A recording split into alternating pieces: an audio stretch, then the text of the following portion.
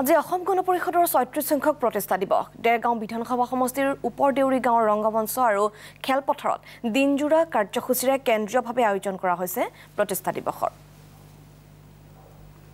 আৰু এই সন্দৰ্ভত আমাক অধিক খবৰ দিব যোৰহাটৰ ব্যুৰো চিফ প্ৰদীপ বৰাই।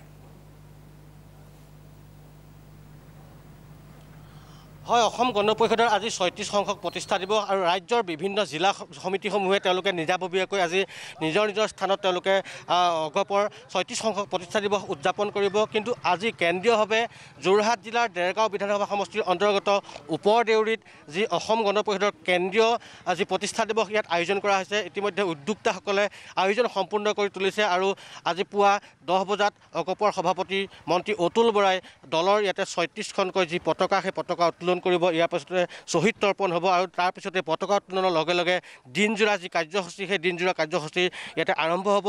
যিহেতু দেৰগাঁও বিধানসভা সমষ্টিৰ এই ওপৰ দেউৰী বা নাম দেউৰী কলবাৰী এই অঞ্চলটো হৈছে জনজাতি অধ্যুষিত এলেকা আৰু দেৰগাঁও বিধানসভা সমষ্টিত এই অঞ্চলটোৱে নিৰ্ণায়ক ভূমিকা গ্ৰহণ কৰি আহে আৰু 2021 চনৰ ইলেকশ্যনৰ নিৰ্বাচনৰ প্ৰাক মুহূৰ্তত অসম গণ পৰিষদৰ এইখন কেন্দ্ৰীয় অধিৱেশন নিতান্তই অতি গুৰুত্বপূৰ্ণ হিচাপে বিবেচিত হৈছে আৰু এই অধিৱেশনত আজি কেন্দ্ৰীয় নেতৃত্বৰ প্ৰায়সকল বিষয়ববীয়া অংশগ্ৰহণ কৰাৰ কথা উদ্যোক্তাসকলে যোৱা কেইবাদিনো ধৰি ইয়াত প্ৰস্তুতি কৰি আছে। কাম ইতিমধ্যে তেওঁলোকে সম্পূৰ্ণ কৰিছে। যিহেতু পুৱা 10 বজাৰ লগে লগে ৩৬খনকৈ দলীয় পতাকা উত্তোলনেৰে দিনটোৰ কাৰ্যসূচী আৰম্ভ হ'ব। ইয়াৰ পিছতে শ্বহীদ তৰ্পণ কাৰ্যসূচী হ'ব আৰু দিনজোৰা আজি কাৰ্যসূচীৰ বাবে ইতিমধ্যে উদ্যোক্তাসকল সাজু হৈছে। মোৰ লগত আছে অগপৰ বিষয়ববীয়াসকল আছে, উদ্যোক্তাসকল আছে। ৩৬ সংখ্যক প্ৰতিষ্ঠা দিৱস আগত 21ৰ ইলেকশ্যন আহি আছে। নিতান্তই আজিৰ এই অধিৱেশনখন অসম গণ পৰিষদৰ কাৰণে এটা গুৰুত্বপূৰ্ণ হ'ব বুলি বিবেচনা কৰিব পাৰি। আপুনি কি কয়? হয়, মই অসম গণ পৰিষদ দেৰগাঁও বিধান পৰিষদৰ সভাপতি হিচাপে মই এটা কথা খুব সজোৰে ক'ব পাৰোঁ। আজি এটা সুন্দৰ পৰিৱেশ দেৰগাঁও সমষ্টিত আমাৰ ৩৫ বছৰৰ মূৰত আমাৰ অসম গণ পৰিষদৰ প্ৰতিষ্ঠা দিৱস পাতিবলৈ আমি সুবিধা পাইছোঁ। আমি এইখন 39 নং জনজাতি পঞ্চায়তৰ এয়া উপদৌৰী এয়া ৰংগমঞ্চ খেলপথাৰ আপোনালোকে দেখিছে। ইয়াত আমি এটা সাজেৰে অসম গণ পৰিষদৰ প্ৰতিষ্ঠা দিৱস পাতিবলৈ লৈছোঁ।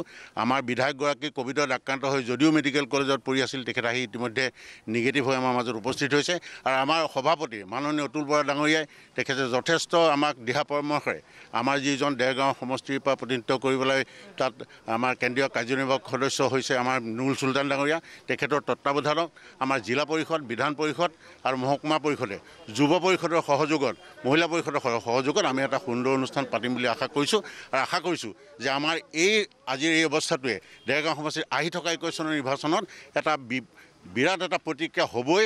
কাৰণ আমি যিহেতু অসম গণ পৰিষদ আৰু বিজেপিৰ মিত্ৰতা হৈ আছে আৰু আগন্তুক ইলেকশ্যনতো মিত্ৰতা হ'ব আৰু এই অধিৱেশনখন যিহেতু জনজাতি অধ্যুষিত এলেকাত হৈছে, এই অঞ্চলটোত নিৰ্ণায়ক ভূমিকা গ্ৰহণ কৰে।